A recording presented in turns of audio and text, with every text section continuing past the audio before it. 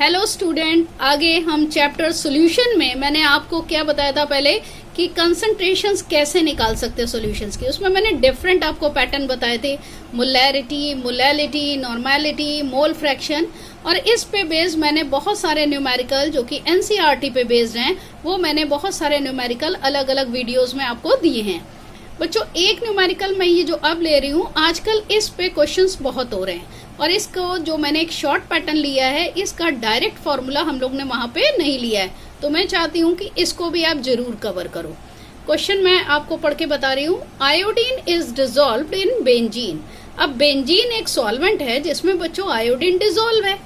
Mole fraction of iodine is 0.25 और iodine का mole fraction है 0.25। आपको क्या करना है, molality of the solution you have to find out. अब बच्चों पहले मोल फ्रैक्शन को का सिंबल मैंने आपको बताया था क्या होता है, x। तो x ऑफ I2 यानी मोल फ्रैक्शन आयोडीन का कितना है 0.25। अब मोल फ्रैक्शन ऑफ बेंजीन, मैंने आपको बताया था कि सॉल्यूट और सॉल्वेंट के मोल फ्रैक्शंस को अगर आप ऐड करो तो उसका जो सम आता है वो कितना होता है 1। तो मोल फ्रैक्शन आप बेंजीन का निकाल सकते हो 1 minus mole fraction of iodine. अब वैल्यू रख देते हैं बच्चों, तो 1 माइनस 0.25, सो आंसर इज 0.75। अब बच्चों नेक्स्ट स्टेप जो ले रहे हैं वो क्या है, मॉलिक्यूलर वेट ऑफ बेंजीन। अब बेंजीन जिसका फॉर्मूला है C6H6, atomic weight of carbon 12, atomic weight of hydrogen 1। तो आप कैलकुलेट करोगे तो आंसर कितना आ रहा है बच्चों 78। अब ये फॉर्मूला देखिएगा बेटा, ये एक छोटा सा फॉर्मूले में वैल्यू फीड करोगे तो आपका डायरेक्ट आंसर आ जाएगा। इसके लिए ज्यादा लंबे स्टेप्स आपको नहीं लेने। मैं एक बार फिर कहूंगी, कॉम्पिटेटिव पॉइंट ऑफ व्यू से, बोर्ड पॉइंट ऑफ व्यू से, this is most important numerical. ठीक है, तो molality equal to mole fraction of solute into 1000 upon mole fraction of solvent into molecular weight of solvent. Now feed the values 0.25 into 1000 upon 0.75 into 78। जब आप calculate करोगे बच्चों तो answer आ रहा है 4.273 small m। What is small m? It is the unit of the molality. इसके place पे आप चाहो तो मोल पर किलोग्राम भी लिख सकते हो। हाँ बच्चों, नेक्स्ट न्यूमेरिकल देखिए मैंने क्या लिखा है, find out the molality of 1 litre solution of 93% sulphuric acid mass by volume and density of solution is given how much 1.84 ग्राम पर ml। अब बच्चों लेते हैं 93% जो है ये मास बाय वॉल्यूम। इसका क्या मतलब है, मैंने आपको बताया था मास बाय वॉल्यूम का मतलब क्या हुआ कि अब परसेंटेज है, परसेंटेज हमेशा 100 में होती है। इट मींस 100 ml में सल्फ्यूरिक एसिड कितना है 93 ग्राम। तो बच्चों वेट ऑफ सल्फ्यूरिक एसिड मिल गया स्मॉल w 93 ग्राम। अब वॉल्यूम ऑफ सोल्यूशन हो गया 100 ml, अगेन परसेंटेज से हमने लिया 100। डेंसिटी क्वेश्चन में गिवन है। अब बच्चों हमने फॉर्मूला लगाया, weight of solution equal to क्या होता है डेंसिटी इंटू वॉल्यूम। तो हम वैल्यू रख देते हैं, डेंसिटी 1.84, वॉल्यूम 100। कैलकुलेट करोगे तो आंसर क्या आएगा 184 ग्राम। अब बच्चों मेरे पास सॉल्यूशन का भी वेट है, मेरे पास सॉल्यूट का भी वेट है, तो हम बहुत आसानी से किसका वेट निकालेंगे, सॉल्वेंट का, जिसको इंडिकेट करेंगे कैपिटल W से। तो weight of solvent equal to weight of solution minus weight of solute. Value रख देते हैं बच्चों 184 माइनस 93, कितना आंसर आएगा देखिए 91 ग्राम। यहाँ तक बच्चों आपको कोई प्रॉब्लम नहीं होगी। अब देखो molecular weight of H2SO4 small m देंगे। क्यों स्मॉल m दिया है, क्योंकि मैंने आपको बताया था कि स्मॉल सिंबल फॉर सॉल्यूट। अब बच्चों 1 यहाँ पे एटॉमिक वेट हाइड्रोजन का, सल्फर का 32 और ऑक्सीजन का 16। जब आप कैलकुलेट करोगे तो देखो आंसर क्या आएगा 98। अब मैंने मोलैलिटी का फॉर्मूला अप्लाई किया, molality equal to W into 1000 upon small m into capital W।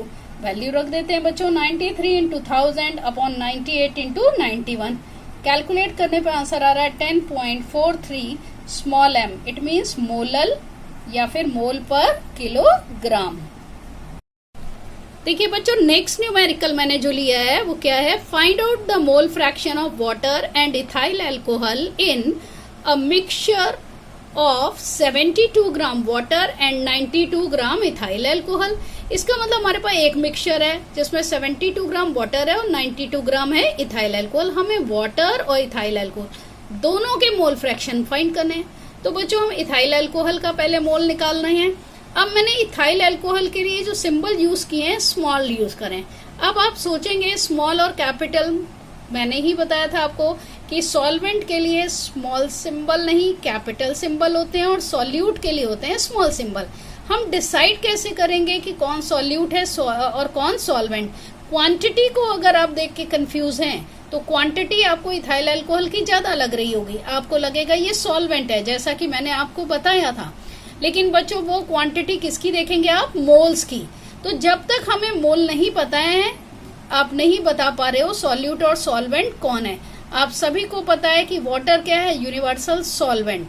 तो एक तरीका ये है इसको समझने का, और एक तरीका वो है कि जब आप मोल निकालेंगे तो आप देखोगे कि वाटर के मोल इथाइल अल्कोहल से ज्यादा आएंगे, तो आपको पता चल जाएगा वाटर क्या है आपका? सॉल्वेंट।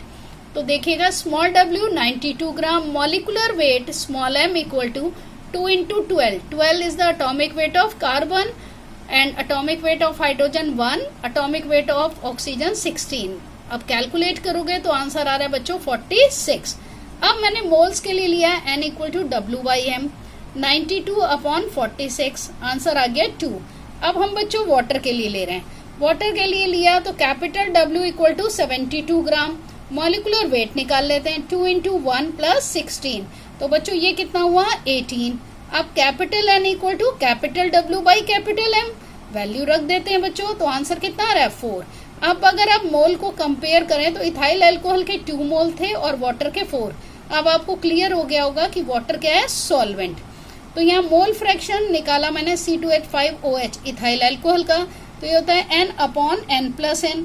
अब मैंने इसमें वैल्यू रख दी है, तो अब ये क्या हुआ? 2 अपॉन 2 प्लस 4 यानी 2/6 यानी 1/3। इसको आप लिख सकते हो 0.33।